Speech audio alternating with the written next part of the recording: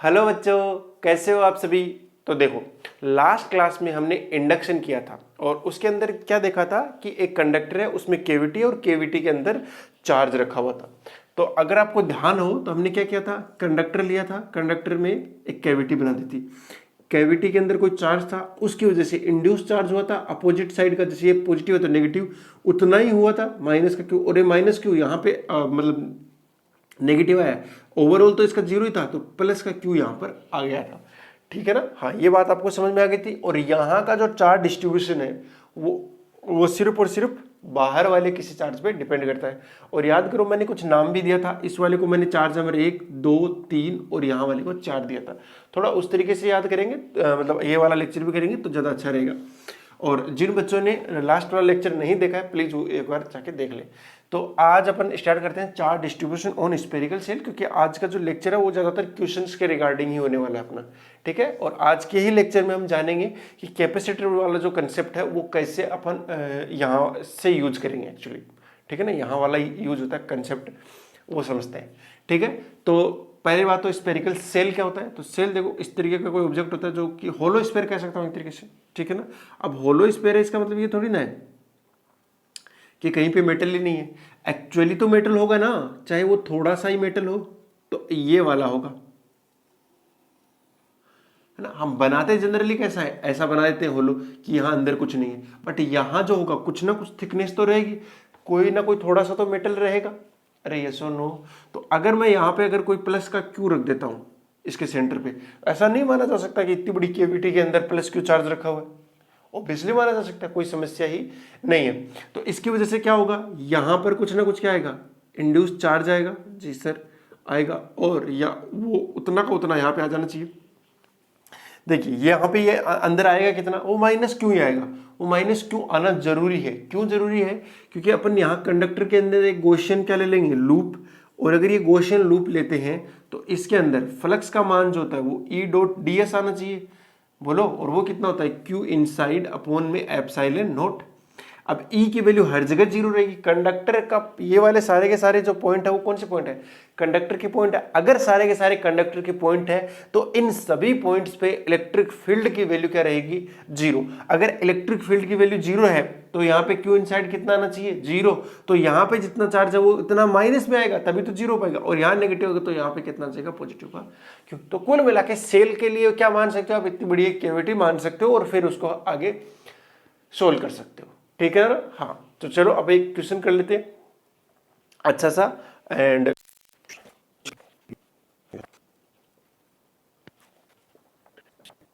देखो, क्वेश्चन क्या बोल रहा है कि ये एक स्फीयर है, ये आपका होलो स्फीयर है, ठीक है ना। लेकिन इसके अंदर कोई चार्ज नहीं रखा हुआ, जो चार्ज है वो इसके सरफेस के ऊपर गिवन है क्यू। एक दूसरा होलो स्फीयर है, ठीक है ना, उसका रेडियस है 2r। उस 2r वाले के सरफेस के ऊपर हमने कितना चार्ज दिया है, 2q। दो पॉइंट है, एक पॉइंट है ए जो कि दोनों स्फीयर के बीच का है, और है कर बी जो दोनों के ही बाहर वाला पॉइंट है। ठीक है ना। आपको बताना है पॉइंट ए एंड बी के ऊपर। ठीक है ना, ये पॉइंट ए रहा और ये पॉइंट बी। ए का डिस्टेंस इसके सेंटर से, दोनों का सेंटर एक जगह वैसे, सेंटर से कितना डिस्टेंस है, r1, और पॉइंट बी का r2। बताओ इलेक्ट्रिक फील्ड कितना आएगा और इलेक्ट्रिक पोटेंशियल कितना आएगा, ये क्वेश्चन पूछा गया है। तो जरा ध्यान से देखेंगे, यहां हमने जो क्यू चार्ज दिया है ना वो क्या हो जाएगा, डिस्ट्रीब्यूट होना चाहेगा, सीधी सी बात है। तो इसके अंदर वाली सरफेस पे तो नेगेटिव चार्ज आएगा, सीधी सी बात है। और वो नेगेटिव में उसकी वैल्यू कितनी रहेगी, अपोजिट में रहेगी। बस ये क्यू है तो मैग्नीट्यूड तो उसका क्यू ही रहेगा, बट वो नेगेटिव साइन का। जैसे ये पॉजिटिव है तो कितना जाएगा, माइनस का क्यू आ जाएगा। ठीक है ना, तो ये आएगा माइनस क्यू। और सीधी बात है, ये माइनस क्यू है तो ये आएगा प्लस क्यू।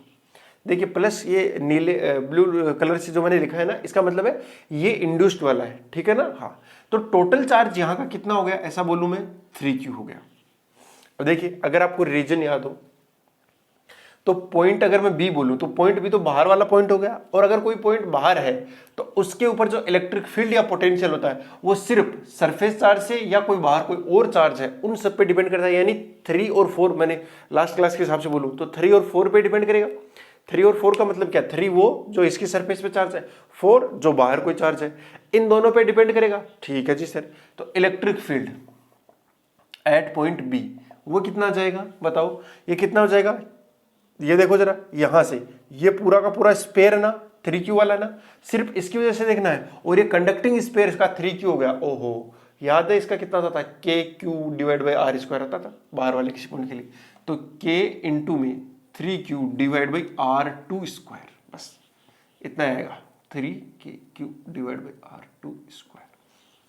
ओके जी। अगर मैं पोटेंशियल की बात करूं VB, तो वो भी इसी पे डिपेंड करेगा, तो वो कितना हो जाएगा KQ बाई आर, तो K इंटू में 3Q डिवाइड बाई R2, सिर्फ बाहर वाले चार्ज पे डिपेंड करेगा, क्योंकि ये पॉइंट भी क्या है, बाहर है, तो वो कितना आ जाएगा बोलो, 3KQ डिवाइड बाई R2। तो दोनों का काम खत्म।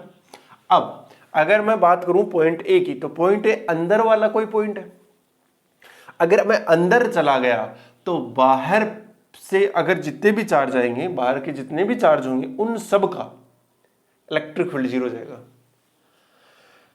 अगर मैं अंदर चला गया तो बाहर के जितने भी चार्ज हैं उन सब का इलेक्ट्रिक फील्ड जीरो होगा। कुल मिला के ये जो चार्ज है, इनका इलेक्ट्रिक फील्ड इस कंडक्टर के अंदर घुसेगा ही नहीं, अंदर आएगा ही नहीं ना। हाँ, तो इनका इलेक्ट्रिक फील्ड अंदर नहीं आने वाला, सीधी सी बात है। तो इलेक्ट्रिक फील्ड सिर्फ अंदर वाले चार्जेस पे डिपेंड करेगा। तो पहले मैं पोटेंशियल निकाल देता हूं, है कि नहीं। पोटेंशियल निकालना थोड़ा ज्यादा आसान है, अभी इलेक्ट्रिक फील्ड भी निकाल देते हैं, एक बार निकालना बस, बाकी तो आप समझ जाओगे। तो पोटेंशियल एट पॉइंट ए कितना आएगा, तो आपको तो वर्क डन निकालना है, पहले इसका निकाल देते हैं, है ना। तो इसका कितना जाएगा, इसका आएगा KQ, वैसे आप इन्फिनिटी चल के आओगे तो कितना हो जाएगा, K3Q divide by 2R, 2R तक हो गया ना। हाँ, फिर आ जाएगा प्लस में K, और ये इसके अंदर वाली सरफेस पे कितना है, -Q है, ठीक है जी, डिवाइड बाई 2R। फिर कितना हो जाएगा, प्लस यहाँ पे आना ना, यहाँ पे, तो ये इस छोटे वाले स्पेयर का से कितना डिस्टेंस हो गया, सेंटर से R1 डिस्टेंस पे है। तो अगर R1 डिस्टेंस पे है तो अपन को करना पड़ेगा KQ डिवाइड बाई R1, बस। एक्चुअली स्केलर क्वांटिटी है ना, काम हो जाएगा। ये कितना बचेगा, K2Q by divide by 2R हो जाएगा, हो जाएगा K2KQ डिवाइड बाई R, और 2 से 2 कैंसिल आउट हो जाएगा, 2R था तो ठीक है। फिर आएगा प्लस KQ बाई R1, बस यही आएगा। ओके जी, ठीक है। अब इलेक्ट्रिक फील्ड निकाल लेते हैं। ओके, इलेक्ट्रिक फील्ड निकालने के लिए इन सब की मुझे जरूरत ही नहीं है, क्योंकि बाहर वाला की जरूरत नहीं है। अब मुझे इनकी जरूरत पड़ेगी, तो देखना मैं इनको इरेज कर रहा हूँ, जो ज़्यादा है एक्स्ट्रा चीज़ें। ठीक है, ये क्यू चार्ज था वैसे,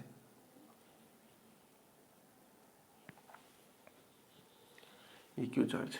अब देखो, मैं क्या मान लेता हूँ, पूरा का पूरा सब कुछ सिमेट्रिक है ना, सब कुछ सिमेट्रिक है, तो मैं यहाँ पे क्या मानूंगा, एक गॉसियन सरफेस मान लूंगा, वो भी कैसी, स्फेरिकल गॉसियन सरफेस।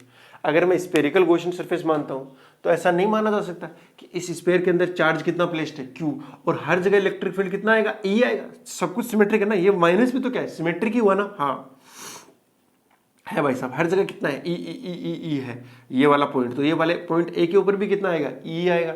लेकिन निकालना तो पूरा पड़ेगा, तो अपना गॉस से निकालते हैं, ठीक है ना। गॉस से कैसे निकलेगा, ई डॉट, बोलो बोलो, E dot D S is equal to कितना हो जाएगा, क्यू इनसाइड अपॉन में एप्सिलॉन नॉट।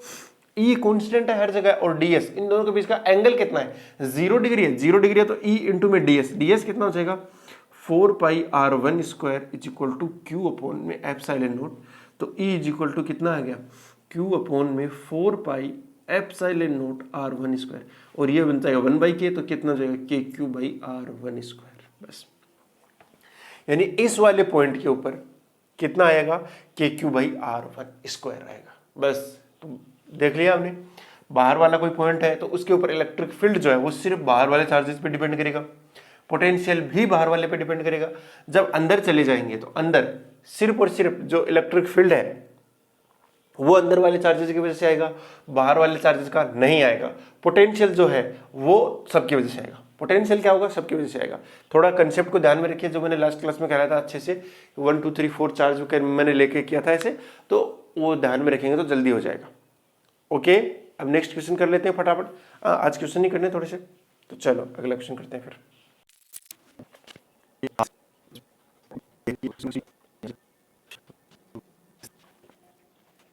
देखिए जरा ध्यान से, क्वेश्चन क्या बोल रहा है, पहले क्वेश्चन में लीजिए। ये एक स्पेयर है, ठीक है ना, उसके आउटर सरफेस पे चार्ज कितना है Q, एक दूसरा उसका रेडियस है R, और एक दूसरा है स्पेयर, उसकी रेडियस है 2R, उसके आउटर सरफेस पे चार्ज है 3Q। और यहाँ पे 3 स्विच लगे हुए हैं। पहला स्विच है आउटर सरफेस को कनेक्ट किया गया है बड़े वाले स्पेयर को, S1 स्विच है। एक दूसरा स्विच है यहाँ पे, यानी स्पेयर, दोनों स्पेयर को कनेक्ट करने के लिए। एक तीसरा स्विच है S3 जो अंदर वाले को कनेक्ट करता है ग्राउंड से, ठीक है ना। देखो वो पूछ क्या रहा है, तो अपने को पहले ये पता लगा लेते हैं कि इनिशियली क्या हो रहा होगा, है ना। पूछने की तो बाद में वैसे क्या पूछ रहे हैं, वो ये बोल रहे हैं कि आपको बताना है व्हेन ओनली S1 क्लोज्ड, जब S1 को क्लोज्ड करेंगे तो बताओ चार्ज का डिस्ट्रीब्यूशन क्या होगा, मतलब हर सरफेस पे आपको चार्ज बताना है। जब only S2 closed, only S2 का मतलब होगा S1 ओपन रहेगा, S2 क्लोज जाएगा। ओनली S3 क्लोज्ड का मतलब होगा कि सिर्फ S3 क्लोज गया, तो हमें ये बताना है कि हर बार चार्ज का डिस्ट्रीब्यूशन कितना होगा। हाँ कंबाइन होगा तो भी देख लेंगे अपन, ठीक है ना।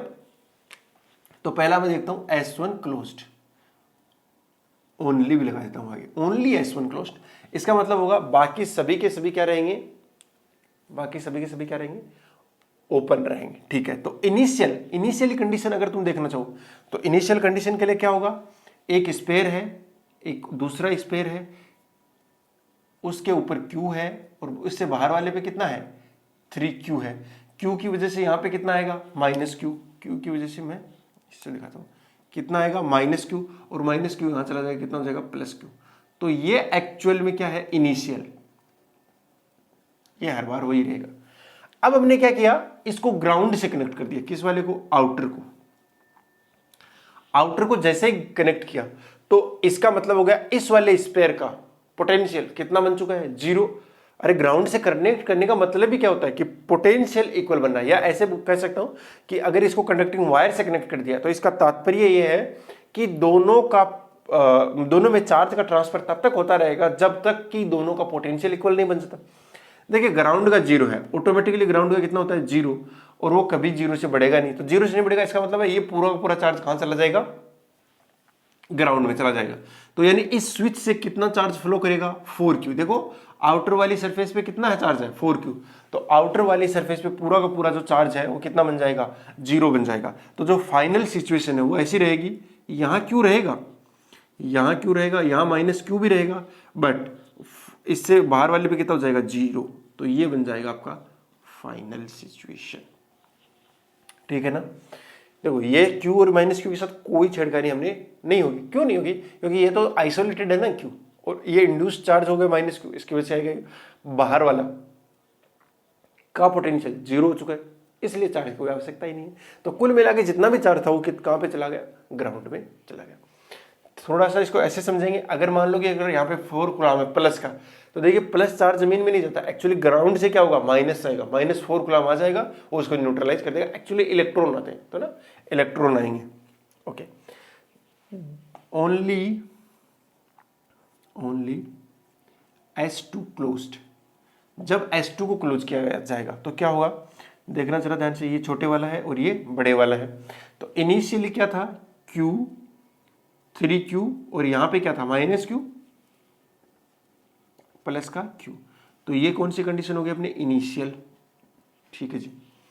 अब हमने क्या कर दिया है, ये वाला कनेक्ट कर दिया है, इन दोनों को, इन दोनों कनेक्ट कर दिया ना। इन दोनों कनेक्ट करने का मतलब है कि यहां का दोनों का पोटेंशियल क्या बन गया, इक्वल, और दोनों का पोटेंशियल इक्वल है तो पोटेंशियल डिफरेंस कितना हो गया, 0। यहां से यहां के बीच में कोई पोटेंशियल डिफरेंस नहीं है, यानी दोनों के दोनों क्या बन गए, इक्वी पोटेंशियल, और दोनों इक्वी पोटेंशियल बन गए तो अंदर इलेक्ट्रिक फील्ड कितना हो जाएगा, 0। अंदर वाले इलेक्ट्रिक फील्ड को 0 करने के लिए जरूरी है कि अंदर जितना भी चार्ज है वो कहां चला जाना चाहिए, बाहर चला जाना चाहिए। तो अंदर जितना भी चार्ज है वो सारा का सारा चार्ज कहां चला जाएगा, बाहर चला जाएगा। तो ओवरऑल इस वाले वायर से कितना चार्ज आएगा, Q चार्ज आएगा, और फाइनल जो चार्ज बचेगा वो क्या हो जाएगा, यहां का 0 बचेगा, यहां का 0 बचेगा, और यहां कितना जाएगा, 4Q। ये आपकी रहेगी फाइनल सिचुएशन जब केवल और केवल S2 को क्लोज किया गया है, ओके। बाकी ये दोनों ओपन रहेंगे, है कि नहीं। अब किसी ने दिमाग लगाया कि दोनों को एक साथ कर दो, S1 को और S2 को, तो जैसे इसको S2 कनेक्ट किया तो यहां वाला पूरा पूरा कहां चला गया, आउटर सरफेस पे चला गया। 4q, क्योंकि अंदर इलेक्ट्रिक फील्ड हो ही नहीं सकता क्योंकि पोटेंशियल डिफरेंस है ही नहीं, दोनों का पोटेंशियल इक्वल बन गया। अब यहाँ का 4q है, उसको भी ग्राउंड से कनेक्ट कर दिया तो पूरा का पूरा 4q जमीन के अंदर चला जाएगा। समझ रहे हो ना, पूरा का पूरा चार्ज ही क्या बन जाएगा, जीरो बन जाएगा। दोनों के दोनों स्पेयर पे चार्ज कितना आएगा, जीरो आएगा। कितना अच्छा होगा देखो। अब तीसरा केस ले लेते हैं, ओनली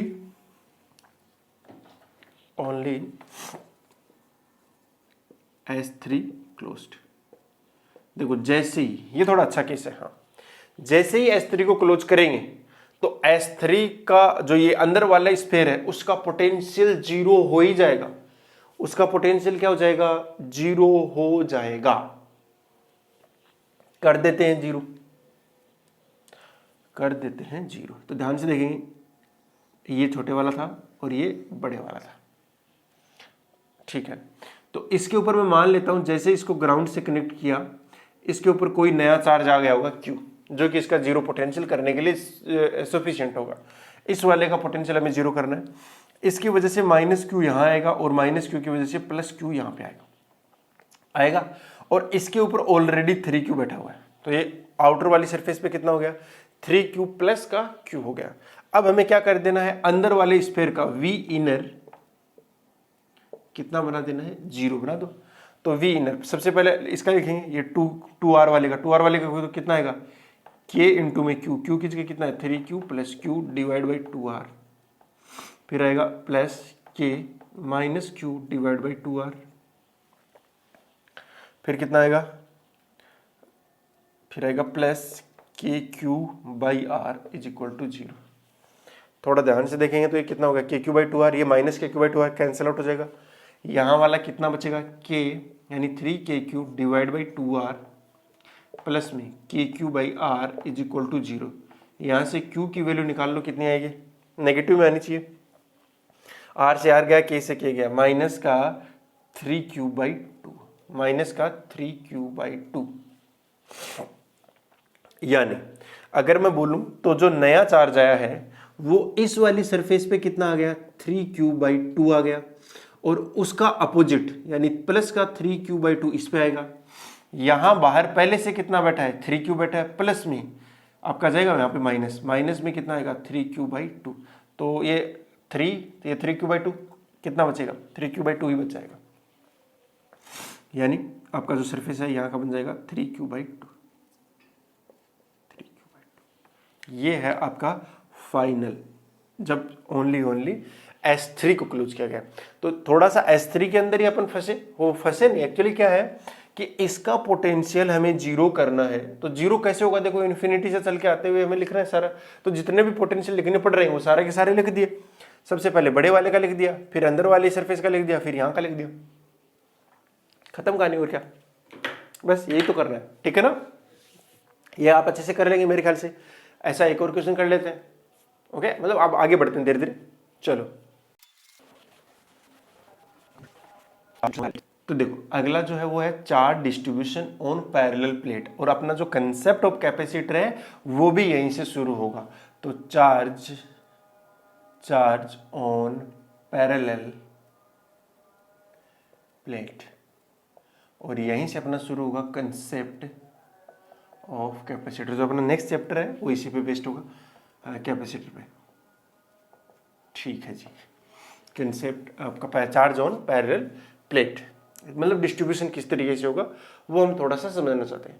तो अपन दोनों की दोनों जो प्लेट है वो इनफाइनाइट एरिया वाली लेंगे, इनफाइनाइट लेंथ एंड ब्रेथ वाली। यानी एक प्लेट है जो बहुत ही लंबी है, बहुत ही चौड़ी है, ठीक है ना।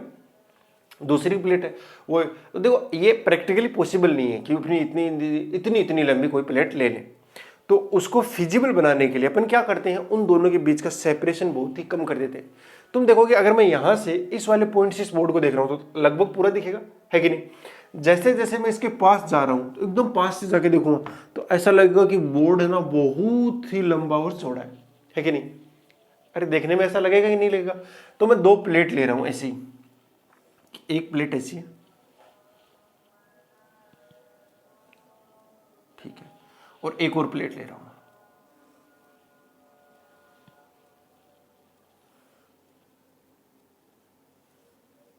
ठीक है। ये दोनों की दोनों प्लेट हो गई। हाँ, और दोनों जो प्लेट हैं उनकी ये वाली एक बार स्क्वायर ले लेते हैं, तो इसकी साइड लेंथ कितनी हो गई, ये L मान लेता हूँ, यानी ये भी L हो जाएगा। ओके, और इन दोनों के बीच का जो सेपरेशन है वो कैसे है, D। अगर थोड़ा सा आप ध्यान से देखोगे ना तो ऐसे देखिए, ये 2 प्लेट्स हैं, ये वाली 2 प्लेट्स हो गई। ओके, थोड़ा ध्यान से देखो, ये 2 प्लेट्स हो गई, इन दोनों प्लेट्स को एकदम पास पास ले आए हम, एकदम पास पास। तो ये वाली जो लेंथ हो गई वो हो गई L, ये वाली साइड लेंथ, ये वाली साइड लेंथ, ओके, L हो गई। और इन दोनों के बीच का सेपरेशन जो है, ये वाला जो सेपरेशन, इन दोनों के बीच का जो डिस्टेंस दिखाई दे रहा है आपको, वो क्या है, वो है D। ओके, वो मान लिया D, वो D मान लिया ना। हाँ, तो अगर आपका D की वैल्यू बहुत ही कम है, किससे, L से। L अगर आप 2 मानना चाहते हो, L1 मानना चाहते हो, और इस वाली को मानना चाहते हो L2, तो आप ऐसे बोल सकते हो कि L1 है L2। L1 और L2 से यदि इनके बीच का डिस्टेंस बहुत बहुत कम है, तो अपन क्या मान लेंगे इनको, इनफाइनाइट एरिया वाले, यानी इनफाइनाइट लेंथ एंड ब्रेथ वाले, इनफाइनाइट लेंथ एंड मतलब लंबाई और चौड़ाई वाली।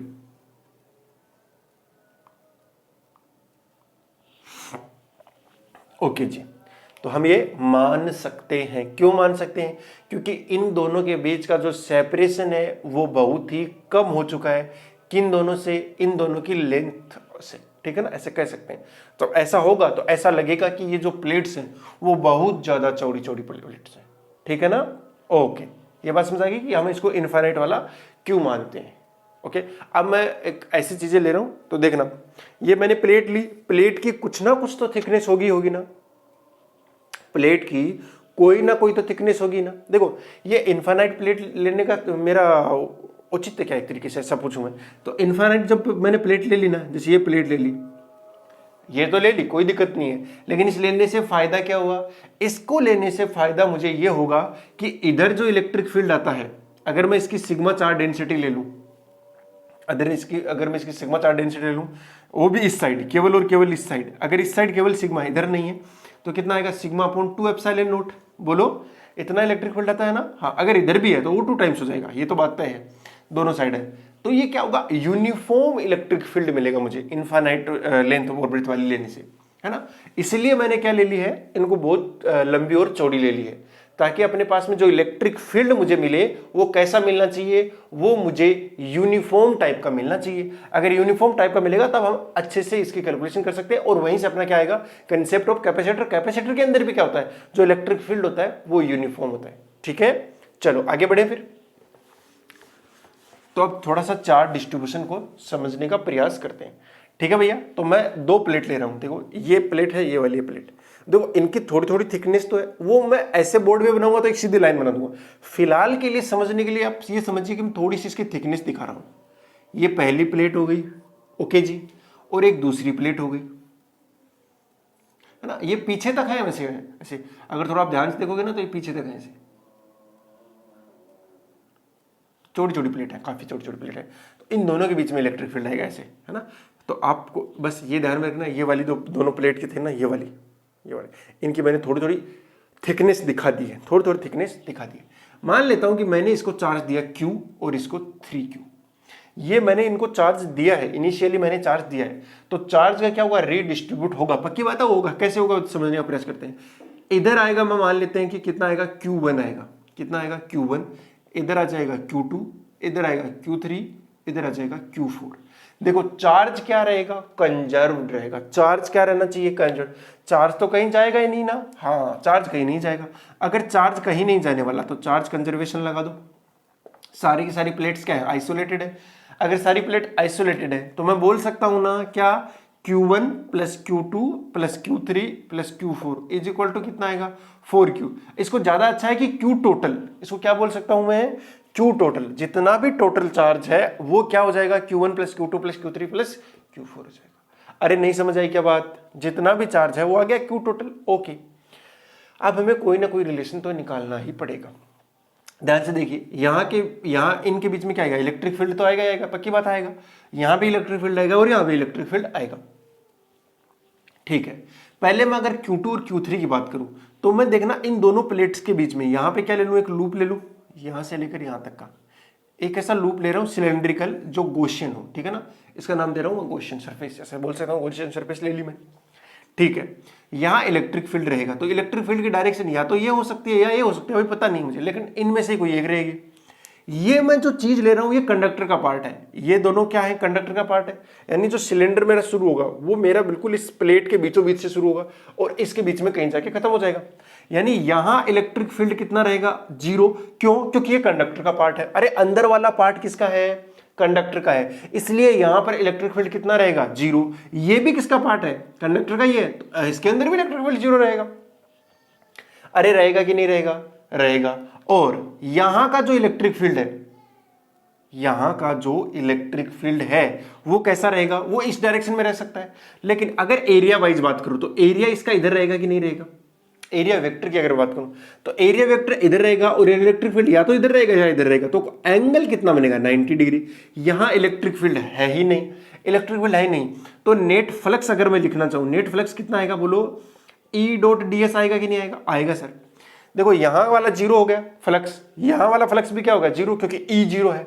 यहां E तो 0 नहीं है, बट जो ds है, जो एरिया वेक्टर है, उसके साथ में एंगल 90 डिग्री हो गया। अगर एंगल 90 डिग्री है तो डॉट प्रोडक्ट कितना हो जाएगा, 0। तो ये ओवरऑल कितना आ गया, 0। इसका मतलब होगा, और दूसरी डेफिनेशन क्या लिख सकते हैं फाई की, वो होता है Q inside upon epsilon not. Q inside में कितना है बोलो, Q2 plus Q3 divide by epsilon naught. तो ध्यान से अगर देखोगे तो इसका मतलब होगा Q2 प्लस Q3 क्या होना चाहिए, 0। ये 0 के इक्वल है, तो इसका मतलब हुआ Q2 प्लस Q3 किसके बराबर आना चाहिए, 0 के बराबर आना चाहिए। और सबसे अच्छा कह सकता हूं कि Q2 is equal to minus Q3, यानी Q2 और Q3 इक्वल होंगे, क्या होंगे, इक्वल होंगे और अपोजिट भी होंगे। और कैपेसिटर में याद ही होगा आपको, अगर थोड़ा बहुत पढ़ रखा है तो, कि चार्ज दोनों इक्वल होते हैं बट अपोजिट होते हैं नेचर में। ये देख लो, आज मैंने साबित भी कर दिया कि Q2 और Q3 दोनों क्या होंगे, इक्वल होंगे मैग्नीट्यूड में, बट दोनों के चिन्ह क्या होंगे, जो साइन है वो अपोजिट हो जाएंगे। यानी अगर ये पॉजिटिव रहा तो ये नेगेटिव, अगर ये नेगेटिव तो ये पॉजिटिव। बात समझ आ गई ना। तो इनमें से ये वाली जो चीज है वो हमें पता लग गई, कितना हो गया, Q2 प्लस Q3 कितना होना चाहिए, 0 होना चाहिए। तो यानी Q1 प्लस Q4 है वो किसके इक्वल आना चाहिए, 4Q के। तो ऐसे ध्यान रख लो, इक्वेशन 1 है, ये इक्वेशन 2 है। अरे बात समझ आ गई ना। हमने Q2 और Q3 में रिलेशन कैसे निकाला, हमने क्वेश्चन सरफेस ली जो कि कंडक्टर के बीच से शुरू हो रही है, क्योंकि यहाँ का इलेक्ट्रिक फील्ड 0 होगा, सबसे अच्छा तो यही है ना। और दूसरी बात, इनकी जो आउटर सरफेस है, इनकी जो आउटर सरफेस है, उनके ऊपर चार्ज डिस्ट्रीब्यूशन ऐसा होगा कि Q1 और Q4 क्या होगा, इक्वल। तो Q1 इक्वल टू क्या जाएगा, Q4। Q1 इक्वल टू क्या आएगा, Q4, क्योंकि यहां का इलेक्ट्रिक फील्ड और वहां का इलेक्ट्रिक फील्ड दोनों पास पास रह जाती हैं, इलेक्ट्रिक फील्ड दोनों का क्या आता है, इक्वल आता है। तो Q1 और Q4 क्या आएगा, इक्वल आएगा। कितना आएगा, अब देखना जरा, तो ये कितना हो गया, Q1 और Q4 क्या आएगा, इक्वल, बस इक्वल आ जाएगा। तो अगर किसी एक की वैल्यू निकालनी है तो इसमें अंदर जाके रख दो, जैसे मुझे इसकी निकालनी है Q4 की, तो कितना हो जाएगा, Q4 plus Q4 equal to 4Q। ध्यान से देखो, 2Q4 equal to 4Q, Q4 equal to आ जाएगा 2Q, और वही किसके इक्वल आ जाएगा, Q1 के इक्वल भी आ जाएगा। यानी Q1 और Q4 की वैल्यू आ गई 2Q। तो अगर तुम थोड़ा ध्यान से देखते हो तो जो दोनों प्लेट्स हैं, उन दोनों प्लेट्स के ऊपर जो चार्ज का डिस्ट्रीब्यूशन है Q और 3Q, तो कैसे करना है, देखो अंदर वाला क्या होगा, इक्वल एंड अपोजिट हो जाएगा। बाहर जो होगा वो देखो, नेट चार्ज कितना है, 4Q, नेट चार्ज कितना है, 4Q, उसमें 2 का डिवाइड करो तो कितना आएगा, 2Q। तो इधर भी 2Q आएगा और इधर भी 2Q आएगा। अब देखिए चार्ज वैसे भी कंजर्व्ड है, तो इसका नेट चार्ज, इस प्लेट का नेट चार्ज अभी भी कितना रहेगा, Q रहेगा, अभी भी कितना रहेगा, Q रहेगा। तो Q 2Q हो गया, इसको Q बनाने के लिए अपने कितना चाहिए, -Q। पक्की बात है यहाँ प्लस Q आएगा, यहाँ पक्की बात है प्लस का Q आएगा, वो आना भी चाहिए। देखो यहाँ का टोटल चार्ज कितना होना चाहिए, 3Q, 2Q पहले से ही है, ये Q हो गया। अब देखो जरा, इक्वल एंड अपोजिट तो आ ही गया, देख लो, इक्वल एंड अपोजिट। एक अपोजिट मतलब साइन में, ये अगर पॉजिटिव था, देखो ये पॉजिटिव होता है, नेगेटिव, ये नेगेटिव तो ये पॉजिटिव। ये इतनी बात समझ आती है ना, हाँ, इसको आप नोट कर लेना चाहिए। अब थोड़ा ध्यान से देखो, इलेक्ट्रिक फील्ड की अगर डायरेक्शन देखोगे तो इधर वाला, इस प्लेट का कुछ ना कुछ एरिया भी होगा, क्या होगा बेटा, प्लेट का कुछ ना कुछ एरिया भी होगा। ये जो इलेक्ट्रिक फील्ड है ना अंदर वाला, ये बस यहीं रहेगा, ये बाहर नहीं जाएगा। ये जितना भी इलेक्ट्रिक फील्ड है ना, वो सिर्फ और सिर्फ किधर रहेगा, इधर ही रहेगा, इधर नहीं जाएगा। ये वाला इधर रहेगा इधर नहीं आएगा। तो ध्यान से देखो, यहां वाला इलेक्ट्रिक फील्ड प्लस से माइनस की ओर जाएगा, इधर से इधर की ओर जाएगा। ठीक है जी। इस 2q का इधर जाएगा कि नहीं जाएगा? जाएगा सर। इसका इधर जाएगा। एक्चुअली यहां वाला जो इलेक्ट्रिक फील्ड है वो इस प्लेट की वजह से भी आ रहा है और इसकी वजह से भी आ रहा है। बस ऐसा ही है। तो ध्यान से देखो, ये वाला जो इलेक्ट्रिक फील्ड है वो आएगा कितना? कितना आएगा? वैसे तो आता है सिग्मा, एक प्लेट का कितना आता है? Sigma upon 2 epsilon not. कितना आएगा? Sigma upon 2 epsilon. सिग्मा की वैल्यू कितनी जाएगी? क्यू अपॉन में ए, सिग्मा अपॉन में 2 एप्सिलॉन नॉट। तो सिग्मा कितना होता है? क्यू बाई ए हो जाएगा। बोलो, क्यू बाई ए। तो क्यू अपॉन में 2 ए एप्सिलॉन नॉट। लेकिन दो प्लेट्स हैं, कितनी है? दो है ना। इसका भी इतना आएगा और इसका भी इतना आएगा, तो 2 टाइम्स कर दो। तो 2 टाइम्स करते ही कितना जाएगा? क्यू अपॉन में ए एप्सिलॉन नॉट। ये आया है इलेक्ट्रिक फील्ड। किसकी वैल्यू आई है? Electric field between plates. क्या आ चुका है? Electric field between plates. देखिए, ये दोनों प्लेट्स हैं, दोनों प्लेटों के बीच का जो इलेक्ट्रिक फील्ड है वो सिर्फ और सिर्फ अंदर वाले चार्ज पे डिपेंड करेगा, इसलिए हमने निकाल दिया। वो कितना होता था? Sigma upon 2 epsilon not. एक साइड गया ना, इसलिए। हाँ, सिग्मा की वैल्यू कितनी हो जाएगी? क्यू बाई ए। तो देखो, क्यू बाई ए तो वो सिग्मा हो गया अपॉन में 2 एप्सिलॉन नॉट। और वो लेकिन दो प्लेट्स हैं, इसका भी इधर है और इसका भी इधर, दोनों का ऐड हो गया। ऐड हो गया इतना है sigma upon A epsilon not. ठीक है ना, सिग्मा अपॉन एप्सिलॉन नॉट। तो ये सिग्मा की वैल्यू कितनी है? क्यू बाई ए। हाँ, इसको ध्यान में रख सकते हो ऐसे, सिग्मा अपॉन एप्सिलॉन नॉट, ऐसे करके। Electric field between plates. अब यहां वाला जो बाहर वाला इलेक्ट्रिक फील्ड है, बाहर वाला, वो सिर्फ और सिर्फ आउटर चार्ज पे डिपेंड करेगा दोनों के। तो इसकी वजह से अगर ध्यान से देखोगे, इस वाले की वजह से वो कितना आएगा? 2q अपॉन में 2a एप्सिलॉन नॉट। बोलो यस और no. Sigma upon 2 epsilon naught. लेकिन दो है, इसका और इसका भी आएगा ना, तो कितना जाएगा? इनटू में 2। तो ये कितना आ गया? 2 से 2 कैंसिल आउट होगा, 2q अपॉन में a एप्सिलॉन नॉट। ये इतना आएगा यहाँ वाला। अपने को ज्यादा यहाँ से मतलब है नहीं, अपन को यहीं से मतलब है। वो मतलब क्यों है? क्योंकि अपन को कैपेसिटर में यहीं का यूज करेंगे। इधर वाला और इधर वाला जीरो हो जाएगा, क्योंकि उन दोनों को अपन वायर से कनेक्ट कर देते हैं।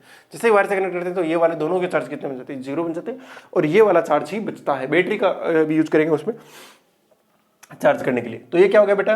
Electric field. अगर मैं पूछूं दोनों के बीच में पोटेंशियल डिफरेंस, तो पहले से ये पता लगना चाहिए कि हाई पोटेंशियल कौन सा है और लोअर पोटेंशियल कौन सा है। तो हाई पोटेंशियल कौन सा हो जाएगा? जिसके ऊपर देखो ये प्लस है ना, तो ये बनेगा VHP हाई पोटेंशियल, और ये लिख दूंगा V लो पोटेंशियल।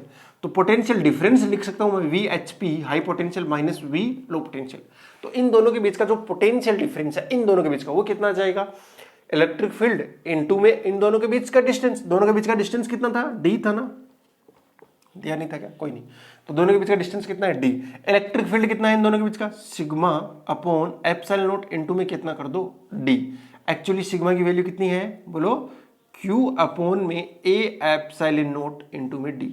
तो ये आ जाएगा QD by A epsilon not.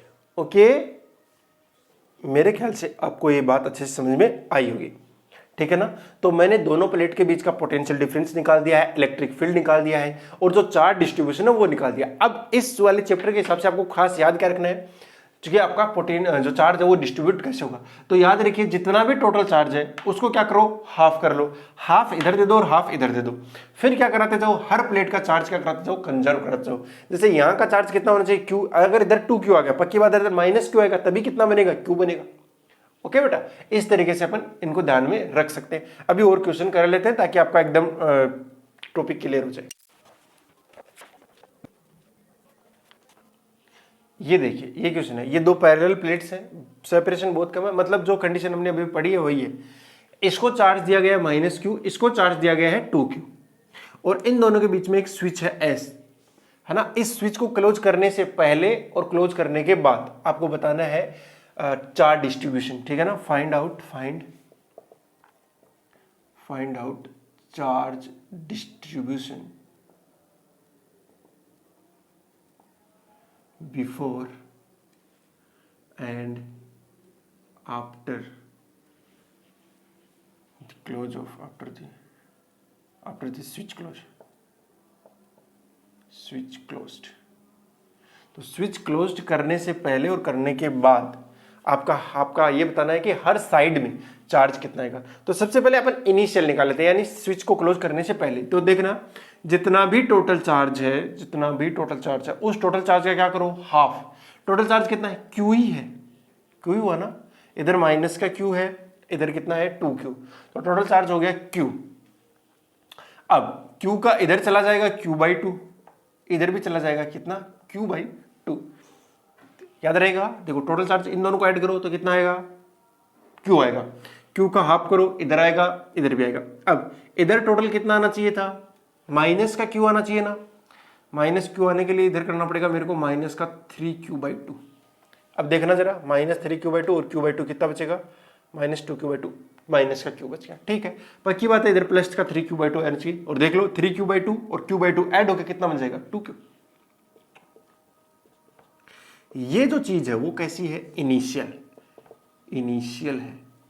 अब इनिशियल तो है, इसको क्लोज करो, क्या कर दो इसको क्लोज, इसे टुक टुक टुक टुक। जैसे ही इसको क्लोज करेंगे, क्लोज करते ही क्या होगा, इन दोनों के अंदर पोटेंशियल कितना बन गया, पोटेंशियल डिफरेंस कितना बन गया, 0। यहां कोई पोटेंशियल डिफरेंस है ही नहीं। अगर यहां कोई पोटेंशियल डिफरेंस नहीं, अरे तार से कनेक्ट करने का मतलब ही होता है दोनों का पोटेंशियल इक्वल बना देना। इक्वल बनना है मतलब पोटेंशियल डिफरेंस नहीं है। अगर पोटेंशियल डिफरेंस नहीं है तो इलेक्ट्रिक फील्ड भी नहीं रहेगा। अगर इलेक्ट्रिक फील्ड नहीं है तो यहां वाले दोनों के दोनों चार्ज कितने बन जाएंगे, 0। दोनों के दोनों चार्ज कितने बन जाएंगे, 0 बन जाएगा। नहीं समझाई बात, दोनों चार्ज कितने बनेंगे, 0। अब फाइनल चार्ज कितना हो जाएगा, देखो फाइनल चार्ज तो उतना ही रहना है भाई, फाइनल चार्ज तो उतना ही रहना है। तो इधर का कितना हो जाएगा Q, और इधर का कितना हो जाएगा Q, Q Q नहीं नहीं Q Q हो जाएगा, Q नहीं आएगा, ये इधर का हो गया 2Q। टोटल कितना था, q/2 बचेगा ना, ज़्यादा बचेगा नहीं। टोटल चार्ज कितना है, Q ही है ना, हाँ, उसका हाफ हाफ बच जाएगा, बिल्कुल। बस ये है फाइनल। अगर कोई पूछे कि स्विच से चार्ज, तो देखो इधर से इधर गया है, स्विच से चार्ज इधर से इधर गया है, और चार्ज गया कितना है, 3q/2 गया है। कितना चला गया, 3q/2 चला गया, खत्म। बिल्कुल 3q/2 चार्ज इधर से इधर भाग गया, बढ़िया, समझ आ गया होगा। हाँ, तो कंडक्टर मतलब वायर से कनेक्ट करने पे अंदर कोई भी चार्ज नहीं बचेगा। क्यों, क्योंकि कोई इलेक्ट्रिक फील्ड नहीं बचेगा। वो इसलिए क्योंकि दोनों का पोटेंशियल डिफरेंस जो है वो कितना हो चुका है, 0।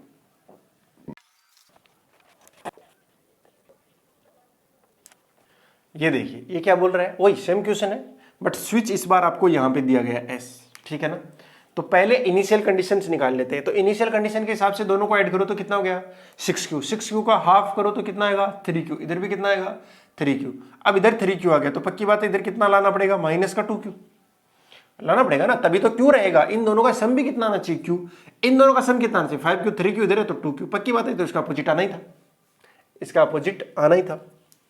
तो ये जो कंडीशन है वो कौन सी कंडीशन है, इनिशियल कंडीशन है। अब ये इनिशियल कंडीशन हो गई। फाइनल में क्या बोल रहे हैं कि यहां का पूरा जो चार्ज है वो किधर चला गया है, जमीन में चला गया है। कहां चला गया, जमीन में। अगर जमीन में चला गया तो यहां का पोटेंशियल, बाहर का पोटेंशियल कितना बन गया, 0। कुल मिला के बाहर का जो चार्ज है वही कितना बन गया, 0 बन गया। अगर बाहर का चार्ज 0 बन गया तो इसका मतलब ये भी 0 बनेगा और ये भी 0 बनेगा। अरे बोलो यार, 0 बनेगा कि नहीं बनेगा, बनेगा सर। लेकिन इसका पूरी का पूरा चार्ज कितना रहेगा, Q रहेगा। अरे भाई ये तो आइसोलेटेड है ना, इसको तो ग्राउंड से कनेक्ट नहीं किया ना, तो इसका जितना चार्ज पहले था उतना का उतना अब भी रहेगा। यहाँ का 0 हो गया तो इसका यहाँ का भी 0। यहाँ का Q है तो यहाँ का अपोजिट में कितना आ जाएगा, माइनस का Q। अरे बोलो आएगा कि नहीं आएगा, आएगा। बस ये रहेगा आपका फाइनल। अगर कोई आपसे पूछे कि कितना चार्ज फ्लो हुआ स्विच से, तो ध्यान से देखो, इसके ऊपर टोटल कितना था, 5Q है, टोटल कितना है, 5Q है। और अब इसके ऊपर फाइनली जो चार्ज है वो कितना हो गया है, -Q। इसका मतलब है कि हमने जमीन से कितना चढ़ गया, माइनस का 6Q चढ़ गया। या ऐसे कह सकते हैं कि जमीन के अंदर कितना चल गया, 6Q चला गया। जमीन के अंदर कितना चार्ज चला गया, 6Q। देख लो 5Q - 6Q करोगे कितना बचेगा, माइनस का Q। तो जमीन के अंदर कितना चार्ज जा चुका है, 6Q चार्ज जा चुका है। बहुत सिंपल क्वेश्चन है, तो है नहीं। आप थोड़ा सा अगर दिमाग लगाओगे कि किसको ग्राउंड से कनेक्ट किया तो कहाँ पे क्या हो जाएगा, बस ये थोड़ा सा आपको ध्यान रखना पड़ेगा, ठीक है ना। और आपको इंडक्शन का कंसेप्ट आ गया। एक और अच्छा क्वेश्चन कर लेते हैं, फिर अपन इसको समाप्त करते हैं।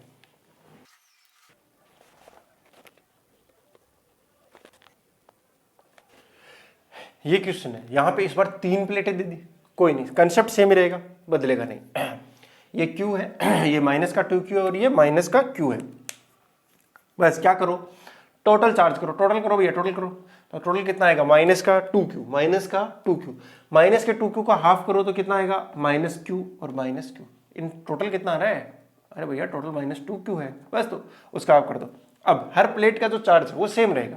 ध्यान से देखो, इधर का माइनस Q है, इधर का कितना है, माइनस का Q, तो इधर का पक्की बात है ना, कितना आ जाएगा 2Q, क्योंकि टोटल मुझे Q करना है। माइनस Q तो इसका हो गया, दोनों का सम कितना आना चाहिए Q, इधर Q आएगा तो पक्की बात है इधर माइनस 2Q आएगा। ऑलरेडी माइनस 2Q है, ऑलरेडी कितना है, माइनस 2Q ही आ गया। इसका मतलब इधर जीरो आएगा, इधर जीरो तो इधर भी जीरो आएगा। तो ये जो सिचुएशन है वो कौन सी सिचुएशन हो गई, इनिशियल सिचुएशन हो गई, हो गया इनिशियल, यानी स्विच क्लोज करने से पहले। और जैसे स्विच क्लोज कर देंगे, ठीक है ना, ये जैसे क्लोज कर देंगे तो क्या हो जाएगा, यहाँ का चार्ज कितना बन जाएगा, जीरो। स्विच को क्लोज करते हैं यहाँ का चार्ज कितना बन जाएगा, जीरो। यहाँ का इलेक्ट्रिक फील्ड ही जीरो है, पोटेंशियल ही जीरो है, इसलिए इलेक्ट्रिक फील्ड की जरूरत ही नहीं है। और यहाँ का भी कितना हो जाएगा, जीरो। आउटर साइड दोनों कितना हो जाएगा, जीरो। बहुत बढ़िया। यहाँ का जीरो, देखो यहाँ का, अब यहाँ से शुरू करेंगे, यहाँ का ओवरऑल कितना होना चाहिए था, माइनस का Q होना चाहिए था, तो अभी भी माइनस Q ही है क्योंकि ये तो आइसोलेटेड है।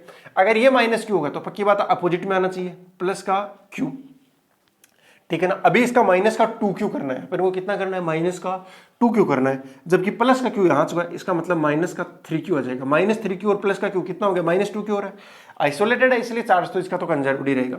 हाँ, इसका देखो, अगर यहाँ माइनस 3Q है तो इसके अपोजिट साइड में आ जाएगा, मतलब इसका कितना जाएगा, प्लस का 3Q।